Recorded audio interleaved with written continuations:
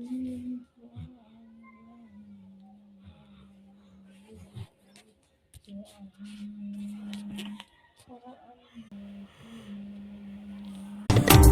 তোমার মনের ভেতর একবার ঘুরে আসতে চাই।